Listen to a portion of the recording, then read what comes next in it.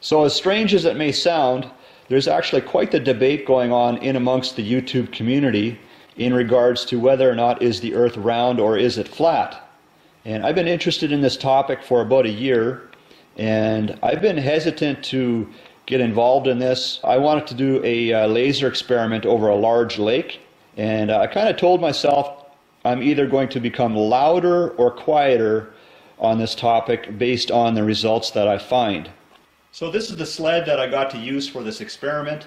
A couple of things that I really liked about it was the reverse, which was handy for getting off the trailer. And also the speedometer was in miles. That was very handy for doing some measuring on the lake. I did check that odometer prior to going out there over a known 1 mile distance, so it seemed to be quite accurate. So we made a trip out to Rock Lake, Manitoba, and we unloaded at the northeast corner of the lake. There's actually a boat ramp there for summer. From there we used the sled to pull our equipment over to the other side, right around in this area. And then the laser would have a nice access to the far end of the lake. So the far end of the lake, I'm not totally sure exactly where we ended up with that laser. It was either like right in this area here somewhere, maybe a little farther up, or even in this little area here. So the distance calculator pegs this at 7.5 miles and a little bit of change. I zeroed the odometer on the sled before I came back. On my return trip it showed 8.2 miles. So, and I know I didn't drive exactly straight on the way back because I'm trying to keep the laser out of my eyes and stuff. So we could be actually higher than 7.5 miles. I think 7.5 is maybe slightly conservative. So, but we're going to go with that. So we ended up digging to the bottom of one of the typical snow drifts that were out on the lake and setting the barrel on the ice. And one of the measurements that I should have taken with a tape measure when I was out there is from the ice to the center of the lens. And so I'm doing that now, and it works out to, it looks like right in at 40 3/4 inches. So that's an important measurement for later in the video. So that may or may not be exactly what I had out there, but it should be really close. So these radios were going to be our only form of communication across the lake, and this is the packaging that they came with. So advertised for up to 50-mile range, and unfortunately they let us down. So at long distances across the lake we could not communicate, it was just silence.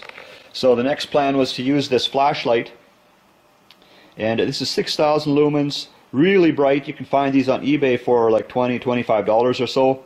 And so what we did is I signaled him with different speeds. Fast was raise it up, low speed was to lower the laser.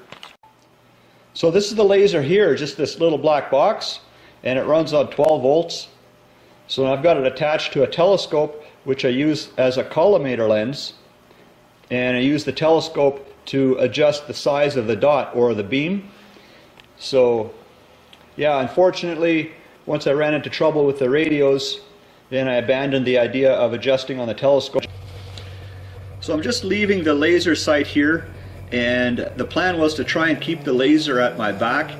Occasionally you will see the laser shining on the sled, and sometimes I would lose the laser a little bit, and I found by looking around in the dark I could see where the beam was and then move the sled in line with the laser again. Sometimes I would lose the beam a little bit extra, and I found that by looking back I could always see that little green dot off in the distance and then see where the beam was going from there, and then I would find the beam again and keep going. So before it got too dark and before I left with the sled, what I did to set the initial level on the laser was just shine it down the lake approximately where I thought it might be about the right height.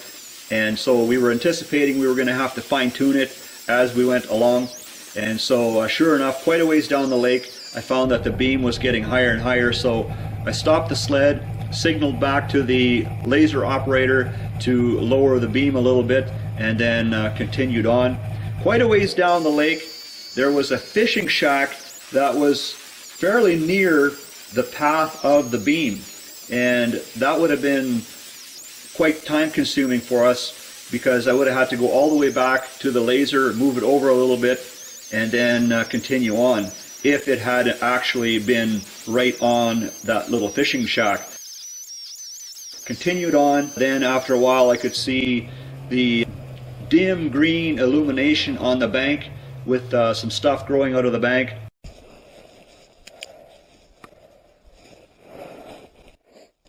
Okay, here's the bulrushes. So I'm gonna find it here. Okay. So there's the ice. I'll turn this light off.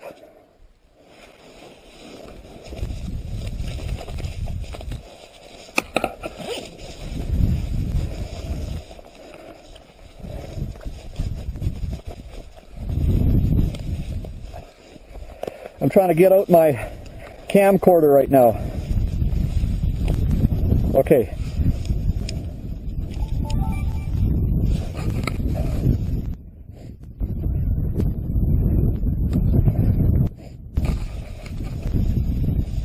All right, so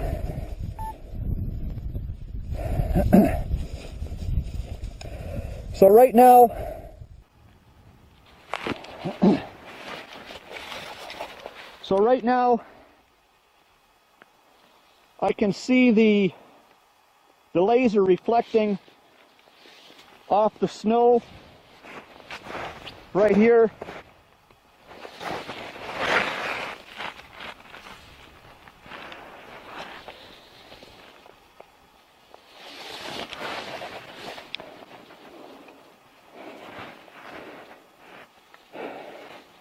It's so dim, it doesn't light up my hand very much, but it does light up my hand a bit.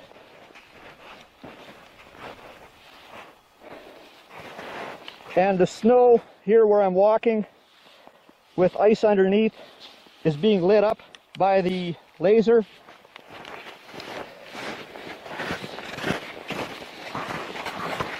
Okay, so this is about 7 or 8 miles.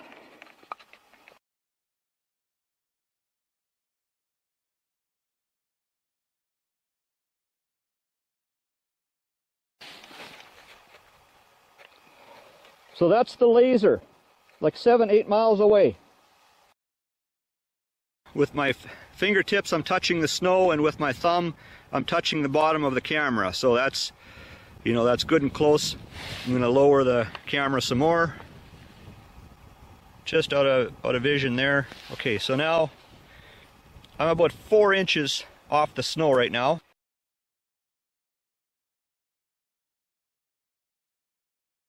I have a piece of wooden dowel. I'm just going to put it down there. So it went through the ice, just to confirm.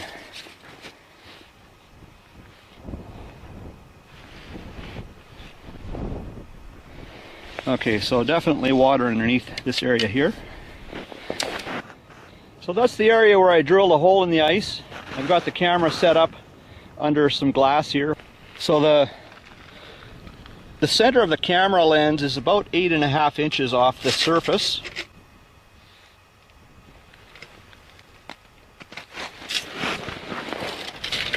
So that's where I've got it set up, and over there is where I drilled the hole earlier. I also have a clock set up over here that should be visible on the camera, which may be useful later.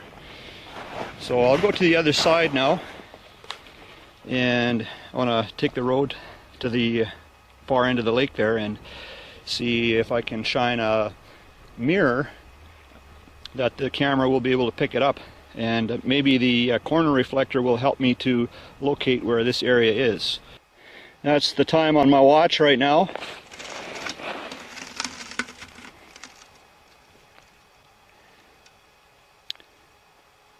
And I can see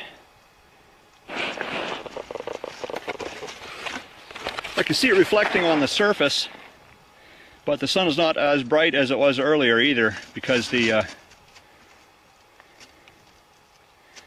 a little bit clouded over, but still enough to be a little bit bright. So I'll set the camera down here for a bit and then work at this for a while.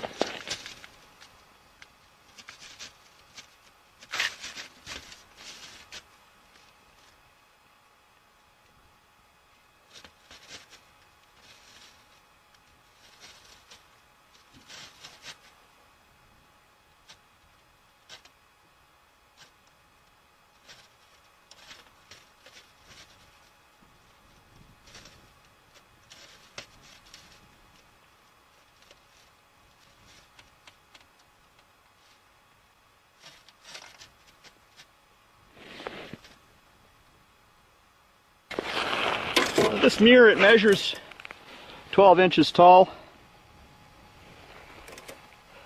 So I'll go back now and see if the camera recorded anything. I also have a clock set up over here that should be visible on the camera, which may be useful later. So I'll go to the other side now.